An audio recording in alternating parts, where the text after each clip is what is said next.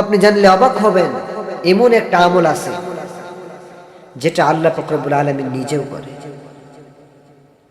আপনি জানলে অবাক হবেন, এই আমলটা আল্লাহ পাক রব্বুল আলামিন নিজে করে। যে আমলটা আল্লাহ নিজে করেন, সে আমলের ফায়দা, সে আমলের উপকারিতা কতটুকু হবে এটা আমার আর দ্বিতীয়বার রিপিট করার দরকার হয় না।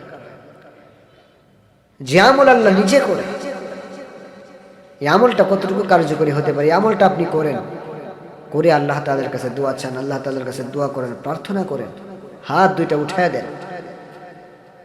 যে আমল আল্লাহ নিজে করে, সে আমল করে যদি আপনি আল্লাহ তাআলার কাছে চান, আল্লাহ তাআলা কি কখনোই আপনাকে ফিরিয়ে দিবে? না, অসম্ভব। ওয়ামা খালাকতুল জিন্না ওয়াল ইনসা ইল্লা লিয়াবুদুন, আমি মানুষ এবং জিন বানাইছি আমার ইবাদতের জন্য।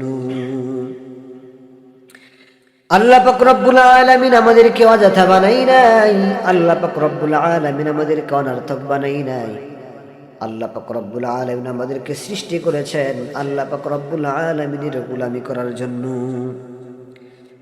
আল্লাহ পাক রব্বুল আলামিনের ইবাদত করার জন্য, বন্দেগী করার জন্য। আল্লাহ তাআলার কোনো ইবাদত নাই, বান্দাকে বানাইছে ইবাদতের জন্য, বান্দাকে বানাইছে আমলের জন্য।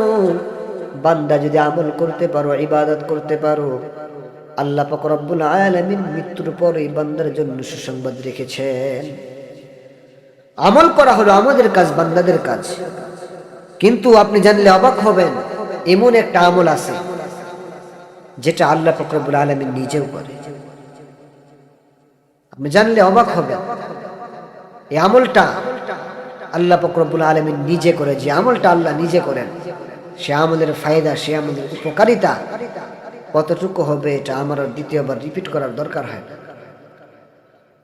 যে আমল আল্লাহ নিজে করে, এই আমলটা কতটুকু কার্যকরী হতে পারে, এই আমলটা আপনি করেন, করে আল্লাহ তাআলার কাছে দোয়া চান, আল্লাহ তাআলার কাছে দোয়া করেন, প্রার্থনা করেন, হাত দুইটা উঠায় দেন। যে আমল আল্লাহ নিজে করে, সে আমল করে যদি আপনি আল্লাহ তাআলার কাছে চান, আল্লাহ তাআলা কি কখনোই আপনাকে ফিরিয়ে দিবে? না, অসম্ভব। আল্লাহ তাআলা ফিরিয়ে দেওয়ার মতো নয়, আল্লাহ তাআলা বান্দাকে দিতে চায়, আমরা শুধু নিতে জানি না। আল্লাহকে ডাকার মতো ডাকতে জানি না, আমরা তো চাইতে জানি না। আল্লাহ তাআলাকে আমরা ডাকার মতো ডাকতে জানি না। যদি ডাকার মতো ডাকতে পারতাম, ইব্রাহিম আলাইহিস সালাম ডেকেছেন, আল্লাহ পাক রব্বুল আলামিন আগুনটাকে তার জন্য ঠান্ডা আরামদায়ক বানিয়ে দিয়েছেন। আমরাও যদি ডাকতে পারতাম, আমাদের জীবনে আল্লাহ শান্তি দান করতেন, সুখ দান করতেন। আমরা তো ডাকতে জানি না। তো ভাইরা আমার, তো এমন একটা আমল আছে যে আমলটা আল্লাহ তাআলা নিজে করেন। সে আমলটা কি? সেটা হচ্ছে নবী করিম সাল্লাল্লাহু আলাইহি ওয়াসাল্লামের উপর দুরূদ পাঠ করা। আল্লাহ নিজেও নবীর উপর দুরূদ পাঠ করেন। ভাইরা আমার, এই দুরূদ শরীফ পড়ে যদি আমরা আল্লাহ তাআলার কাছে চাই, আমাদের দোয়া কবুল হয়ে যাবে। আর যদি দুরূদ শরীফ ছাড়া আমরা আল্লাহ পাক রব্বুল আলামিনের কাছে চাই, আমাদের দোয়াগুলো পেন্টিং হয়ে থাকে। মেসেজ সেন্ড করবেন, দেখবেন অনেক সময় যায়, টাকা নাই, ব্যালেন্স নাই, মেসেজ যায় না, কেউ এটা পেন্টিং হয়ে থাকে।